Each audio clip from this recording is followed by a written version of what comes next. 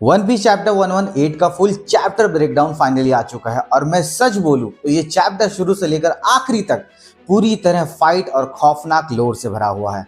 वैसे तो आपको स्पॉइलर से थोड़ा बहुत पता चल ही गया होगा कि एंड में क्या होने वाला है, लेकिन इस चैप्टर के एंड को लेकर मेरा ओपिनियन कुछ और ही है। वो आखिर क्या ट्विस्ट है जो मैं वीडियो के एंड में आपको बताऊंगा, पर्सनली अपना ओपिनियन शेयर करूंगा। लेकिन फिलहाल बिना कोई टाइम वेस्ट किए चैप्टर 118 का फुल डिटेल्ड ब्रेकडाउन स्टार्ट करते हैं। चैप्टर की शुरुआत होती है एक ऐसे पैनल से जो सीधा हमें ईमू की 800 साल पुरानी यादों में ले जाता है। फ्लैशबैक में ईमू को एक बड़ा अजीब सा डेंडेनमुशी कॉल आता है। ईमू उठाता है और बोलता है, हेलो हेलो, कोई है? बड़ा अजीब है, कोई बोल क्यों नहीं रहा? तभी दूसरी तरफ से आवाज आती है, तुम कौन हो? ईमू रिप्लाई करता है, मैं ईमू हूँ। और फिर बदले में पूछता है, तुम कौन हो? और तभी दूसरी तरफ से जो रिप्लाई आता है वो सुनकर आपके रोंगटे खड़े हो जाएंगे। वो आवाज कहती है, मैं जॉय बॉय हूं। और पैनल पर हमें जॉय बॉय की वही आइकॉनिक प्यारी स्माइल दिखाई जाती है।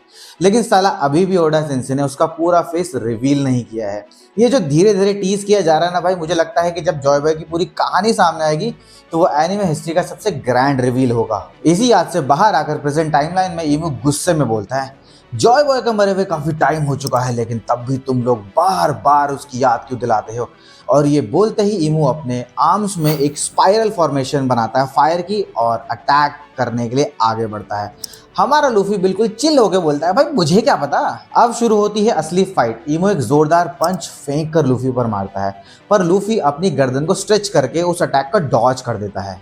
लेकिन भाई ईमू है, मजाक थोड़ी है। वो तुरंत अपने अटैक की डायरेक्शन हवा में ही बदलता है और पंच सीधा लूफी के सर पर जा लगता है, जिससे वो लूफी को जमीन पर पटक देता है। ये सीन बिल्कुल लूफी के खुद का स्नेकमैन फॉर्म की तरह लगता है, जहां पंच डायरेक्शन बदलते हैं। और क्योंकि ईमू की फिस्ट ब्लैक फायर से कोटेड थी तो वो लूफी को पूरी तरह टोस्ट कर देती। मतलब वही गियर 5 वाला आइकॉनिक फनी सीन जो काइडो के साथ दिखाया गया था, लगभग वैसे ही।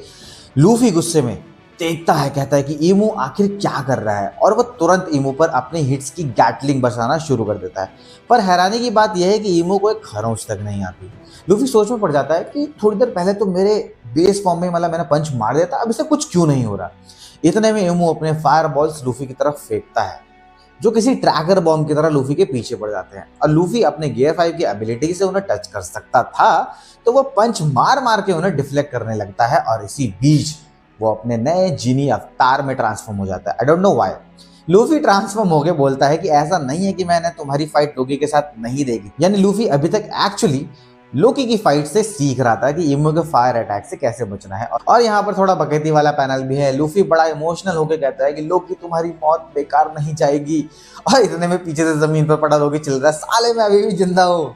भाई लूफी शॉक होते बोलता, ओह तुम जिंदा हो। फाइट के बीच में ईमू का एक खौफनाक अटैक सीधा जमीन पर लेटे हुए लोकी की तरफ बढ़ता है, लेकिन तभी वहां एंट्री होती है हमारे फर्स्ट सन ऑफ द सी जिनबे की। और जिनबे अपने अराबेस्क्यू ब्रिक फिस्ट से उस अटैक को वहीं रोक देता है और कहता है कि अगर तुम चाहते हो, लूफी को कहता है, अगर तुम चाहते हो कि इस आदमी को प्रोटेक्ट करना है तो हम यही खड़े रहेंगे। लूफी खुश होकर बोलता है, शुक्र है जिनबे, मैं तुम पर छोड़ता हूँ, आखिरकार लोकी हमारा दोस्त है। लोकी पीछे से फिर से चढ़कर बोलता है, दोस्त किसको बोला यू लिटिल स्कॉट। भाई दूसरी तरफ नामी लूफी का ये नया जिनी अवतार देखकर चिल्ला पड़ती है, बोलती कि यार लूफी है ना ये, और ये उस पुराने बंदे से लड़ रहा है जो मतलब पहले से एनिमी है हमारा। उसप डर के मारे बोलता है कि you all right, who the hell is that guy. इतने में ब्रूक और उसप आपस में चर्चा करने लगते हैं कि ये मिस्टीरियस बंदा आखिर है कौन। उनका दिमाग घूम जाता है क्योंकि उन्हें पता है कि 5 एल्डर्स के ऊपर तो सिर्फ गॉड ऑफ नाइट्स होना चाहिए, और उसप थ्योरी लगाता है कि ये शायद गॉड ऑफ नाइट्स का कमांडर है। तभी ब्रूक बोलता है कि दुनिया में वर्ल्ड गवर्नमेंट के अलावा और कोई मिस्टीरियस ऑर्गेनाइजेशन नहीं है, तो आखिर ये है कौन। और इसी बीच फ्रैंकी अपना काम कर रहा होता है। वो प्रिंसेस गनको को उस अनब्रेकेबल आइस से बाहर निकाल लेता है और ब्रूक को आवाज देता है, बिकॉज वो आइस पिघल चुकी होती है। आपने अगर लास्ट एपिसोड देखा हो तो जैसे ही गन को आइस से बाहर आते ही ईमू उसकी तरफ देखता है और पूरी तरह ख्यालों में खो जाता है एक तरीके से। और ईमू ध्यान देता है कि ये बंदा गनको को प्रिंसेस शुरी बोल रहा है, और उसके एफ्रो को देखकर उसके होश उड़ गए क्योंकि उसको शायद याद आ जाता होगा।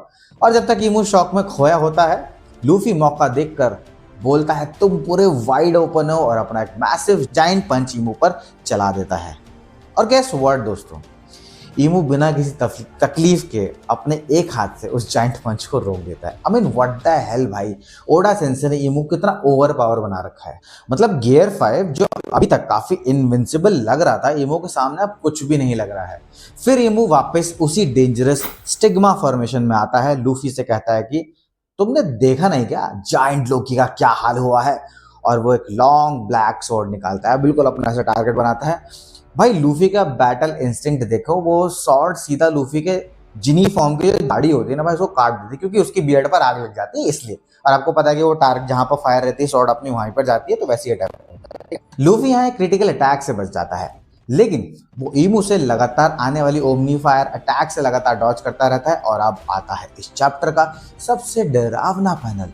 ईमू अपने नॉर्मल वेपन को गायब करता है, उसके पीछे जो व्हाइट आइज वाले ब्लैक क्लाउड्स रहते हैं वहां से वो एक नई स्वॉर्ड क्रिएट करता है, जिसका नाम रिवील हुआ है ब्लेड ऑफ द वाइड। भाई जैसे ये स्वॉर्ड निकालता है, बैटलफील्ड के आसपास के सारे जितने हरे भरे पेड़ पौधे होते हैं एकदम सूख जाते हैं, मानो उस तलवार में आसपास की पूरी लाइफ एनर्जी को अपने अंदर खींच लिया, सोख लिया हो।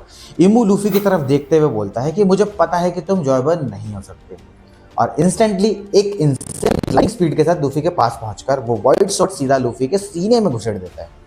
एकदम वही अलावास्ता वाला सीन, आइकॉनिक सीन जो क्रोकोडाइल ने किया था भाई।